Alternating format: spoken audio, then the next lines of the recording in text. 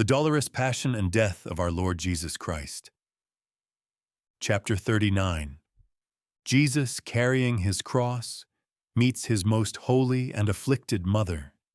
His second fall under the cross. The Blessed Mother of Jesus, who shared every suffering of her Son, had about an hour previously, when the unjust sentence was pronounced upon him, left the Forum with John and the holy women to venerate the places consecrated by his cruel passion. But now, when the running crowd, the sounding trumpets, and the approach of the soldiers and Pilate's cavalcade announced the commencement of the bitter way of the cross, Mary could no longer remain at a distance. She must behold her divine Son in his sufferings, and she begged John to take her to some place that Jesus would pass. They left in consequence the vicinity of Sion, passed the judgment seat, and went through gates and shady walks which were open just now, to the people streaming hither and thither, to the western side of a palace which had an arched gateway on the street into which the procession turned after Jesus' first fall. The palace was the residence of Caiaphas. The house on Sion was his official tribunal. John obtained from the compassionate porter the privilege of passing through and of opening the opposite gate. I was terrified when I saw the Blessed Virgin so pale, her eyes red with weeping, wrapped from head to foot in a bluish-green mantle, trembling and shuddering, going through this house with the holy women, John, and one of the nephews of Joseph of Arimathea. They could already distinguish the tumult and uproar of the approaching multitude only some houses off, the sound of the trumpet and the proclamation at the corners that a criminal was being led to execution. When the servant opened the gate, the noise became more distinct and alarming. Mary was in prayer. She said to John, "Shall I stay to behold it, or shall I hurry away? Oh, how shall I be able to endure it?" John replied, "If thou dost not remain, it will always be to thee a cruel regret." They stepped out under the gateway and looked to the right down the street, which was here somewhat rising, but which became level again at the spot upon which Mary was standing. The procession at this moment may not have been more than 80 paces distant from them.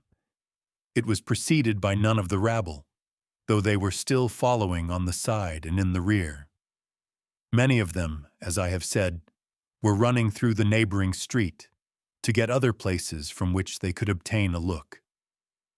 And now came on the executioner's servants, insolent and triumphant, with their instruments of torture, at sight of which the Blessed Mother trembled, sobbed, and wrung her hands. One of the men said to the bystanders, "Who is that woman in such distress?" And someone answered, "She is the mother of the Galilean." When the miscreants heard this, they jeered at the sorrowing mother in words of scorn, pointed at her with their fingers, and one of the base wretches, snatching up the nails intended for the crucifixion, held them up mockingly before her face. Wringing her hands, she gazed upon Jesus and in her anguish leaned for support against one of the pillars of the gate. She was pale as a corpse, her lips livid. The Pharisees came riding forward, then came the boy with the inscription, and a couple of steps behind him, the Son of God, her own Son, the Holy One, the Redeemer.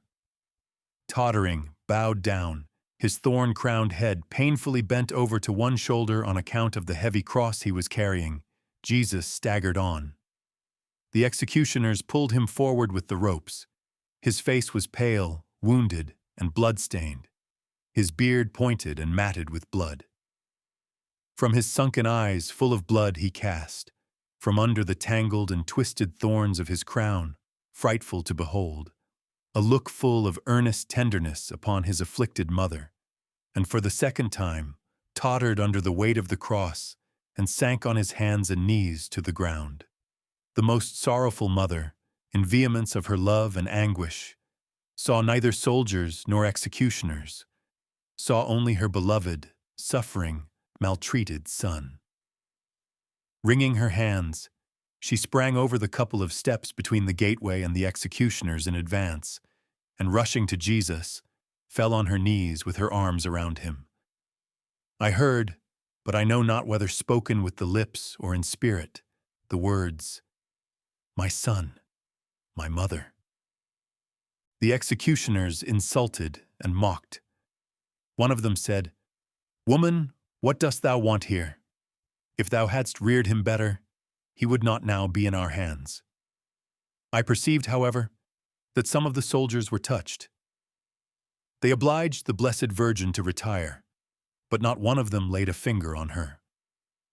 John and the women led her away, and she sank, like one paralyzed in the knees by pain, on one of the cornerstones that supported the wall near the gateway. Her back was turned toward the procession, and her hands came in contact with the obliquely projecting stone upon which she sank. It was a green-veined stone. Where Mary's knees touched it, shallow, hollow places were left, and where her hands rested, the impression remained. They were not very distinct impressions, but such as might be made by a stroke upon a surface like dough, for the stone was very hard.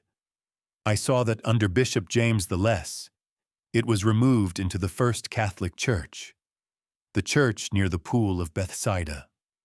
As I have before said, I have more than once seen similar impressions in stone made by the touch of holy persons on great and remarkable occasions. This verifies the saying, "It would move the heart of a stone," and this other, "This makes an impression." The eternal wisdom, in his mercy, needed not the art of printing in order to leave to posterity a witness to holy things. When the soldiers flanking the procession drove it forward with their lances, John took the Blessed Mother in through the gate, which was then closed. The executioners, meanwhile, had dragged our Lord up again, and laid the cross upon his shoulder in another position. The arms of the cross had become loose from the trunk to which they had at first been bound, and one had slipped down and become entangled in the ropes. Jesus now took them in his arms, and the trunk dragged behind a little more on the ground. Here and there among the rabble following the procession with jeers and laughter, I saw the veiled figures of weeping women moving along with uneven steps,